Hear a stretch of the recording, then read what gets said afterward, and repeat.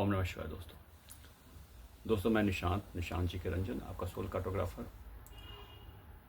आज का ये विशेष वीडियो पुत्रदा एकादशी के बारे में है।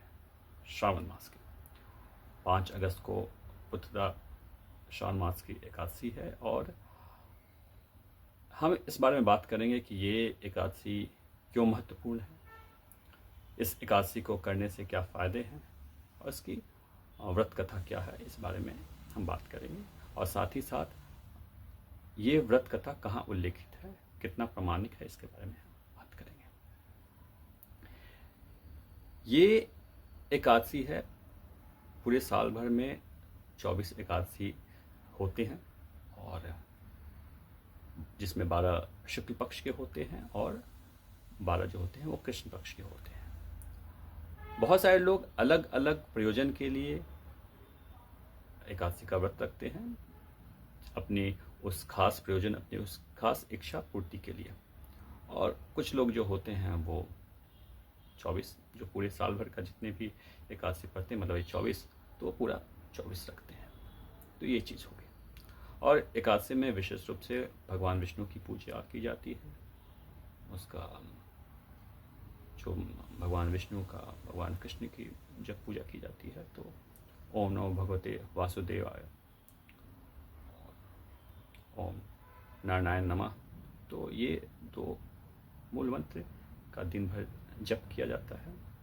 और उसके बाद जो व्रत कथा होती है उसका शाम के समय या तो पाठ किया जाता है या फिर श्रवण किया जाता है। वो निर्भर करता है कि आपकी क्या उपलब्धता है।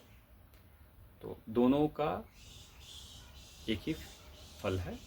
ऐसा नहीं है कि अगर आपने पाठ किया तो आप विशेष हो गए या फिर आपने श्रवण किया तो आप कम हो गए, मतलब कि कम फल मिलेगा, ऐसा नहीं।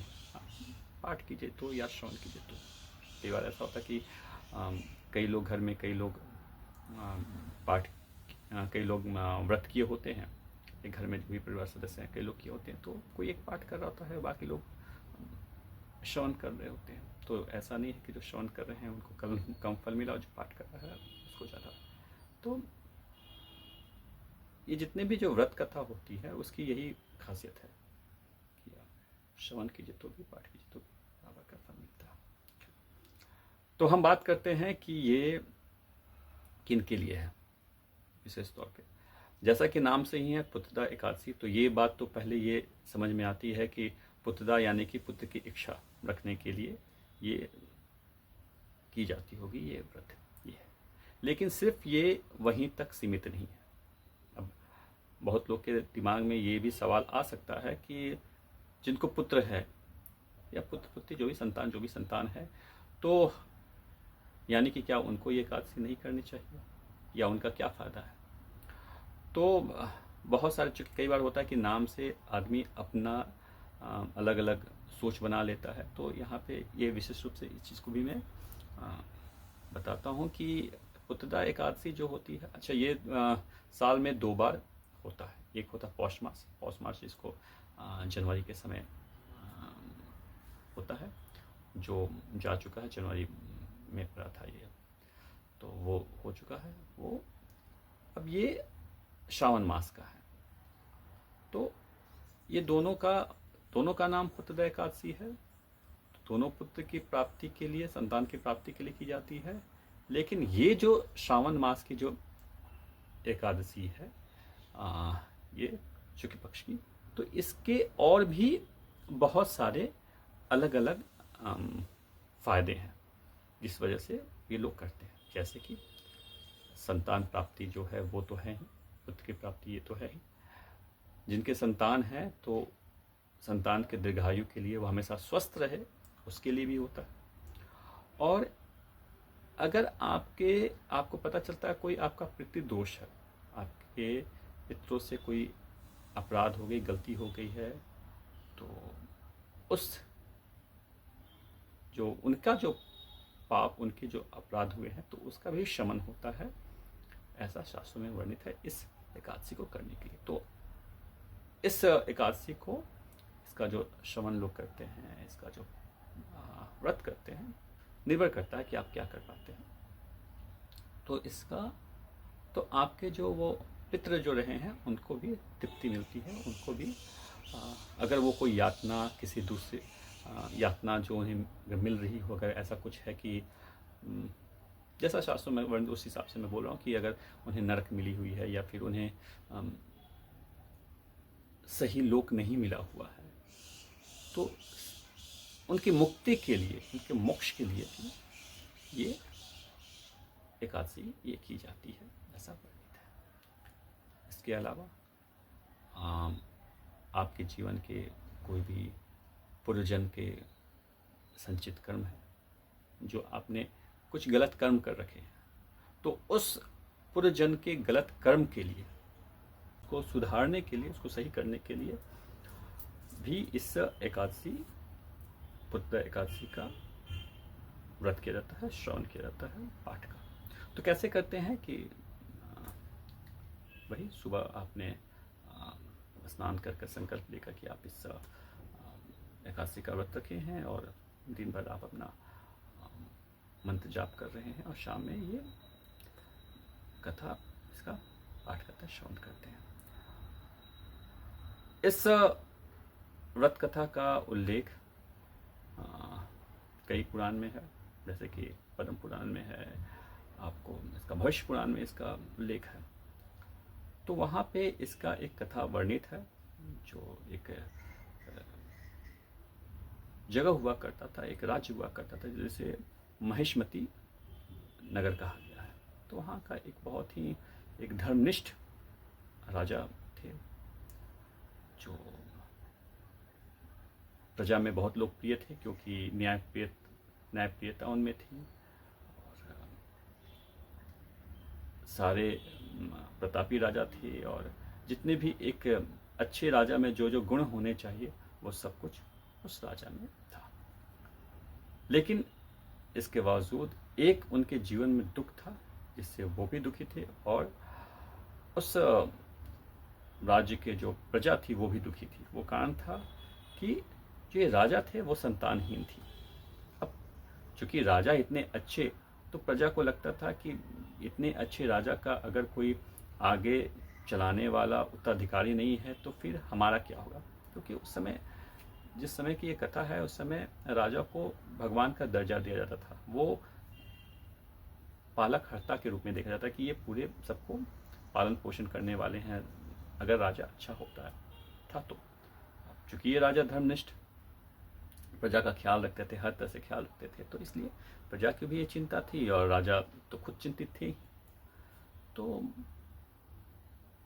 बहुत सारे यज्ञ करा लिए जो उन्हें समझ में आता था, पूजा पाठ सब कुछ हो रहा था, लेकिन इसके बावजूद उनको संतान नहीं हो रही थी। तो फिर वो उनका संपर्क लोमेश ऋषि से होता है।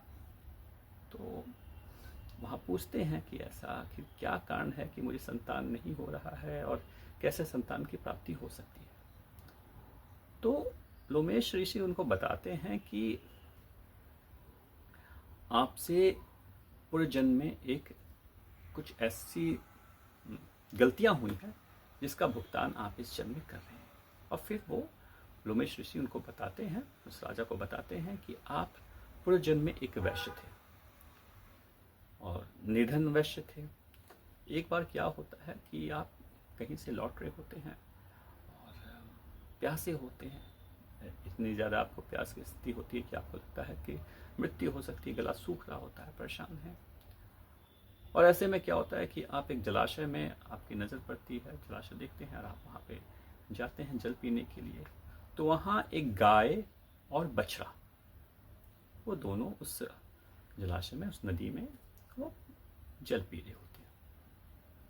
आपको इतना ज़्यादा आपके अंदर उग्रता होती है, आप प्यास की वजह तीव्रता होती, तो आप क्या करते हैं कि गाय और बछड़े को आप अलग कर देते हैं, गाय को हटा देते हैं, सबको हटाकर आप उस जलाशय से पानी पीते हैं, चूंकि आपका कंठ सूख रहा है। आपने ये हटाया, उनको गाय और बछड़े को हटाया, लेकिन आप फिर से उसको पीने के लिए फिर वापस लाते नहीं हैं। और जो आपने ये जो छोटा सा, जो छोटा ही सही, लेकिन एक जो आपने उन दोनों को जो जल से वंचित कर दिया, इस वजह से आपको इस जन्म में संतानहीनता है। तो राजा को खुद आश्चर्य होता है कि राजा इस जन्म में जो इतना धर्मनिष्ठ है। तो रमेश ऋषि बताते हैं कि एक छोटी सी कृत्य भी जो होती है वो आपके पूरे जीवन को प्रभावित करने के लिए काफी होता है। आपने अपने प्यास के लिए आपने किया, लेकिन चूंकि एक पीते हुए एक प्यासे को, जानवर को जो आपने हटाया और इस तरह की जो की, उसका ये भुगतान है।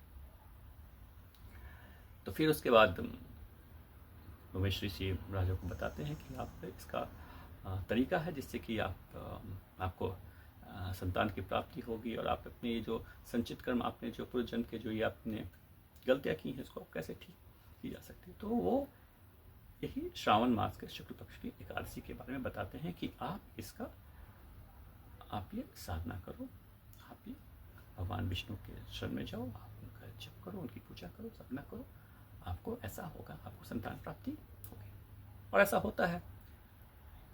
राजा उसके बाद फिर वो व्रत करते हैं और भगवान विष्णु को अपने आप को समर्पित करते हैं और फिर कुछ समय बाद उनको एक अच्छा पुत्र की प्राप्ति होती है, उनकी पत्नी को एक अच्छे पुत्र की प्राप्ति होती है जो एक उन्हीं की तरह एक तेजस्वी राजा बनता है और धर्मनिष्ठ होता है।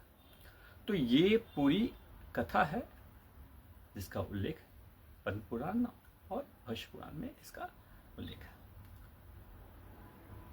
अब इस आपने जैसा कि आपने इस कथा को सुना तो आपने इसमें देखा कि जो मैंने इस बात की शुरुआत में ही बोला था कि संचित कर्म जो आपके पूर्व जन्म के जो आपसे अपराध हुए, गलतियां हुई हैं, उसको भी ये जो व्रत है वो सही करता है। तो सिर्फ पुत्र की प्राप्ति के लिए नहीं, संतान प्राप्ति के लिए नहीं, इसके अलावा इसका ये दूसरा भी इसका प्रयोजन है। और जो लोग अपने पितृ को तृप्त करना चाहते हैं, उनसे जो गलती हो गई उनको सही लोक में भेजना चाहते तो उनके लिए भी है। तो ये सब इसका ये सारा उल्लेख है उस पुराणों में।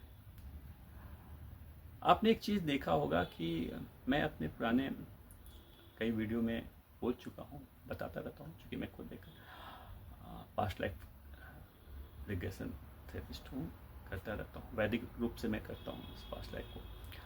तो आपने देखा कि कैसे पूर्व जन्म के एक कर्म आपके इस जन्म को कैसे इफेक्टेड करते हैं, कैसे प्रभावित करते हैं।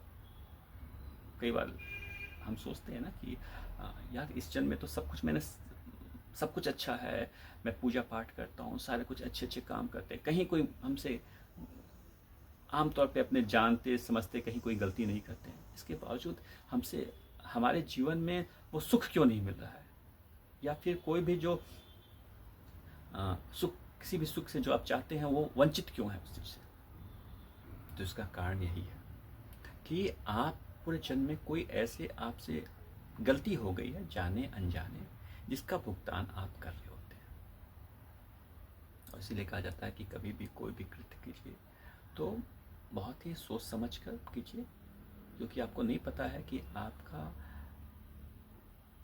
अज्ञानता में भी किया हुआ कोई भी कृत्य कितना प्रभावशाली हो सकता है आपके वो जन्म जो आप अभी जिस जन्म में है वो, और फिर आने वाले जन्म के लिए।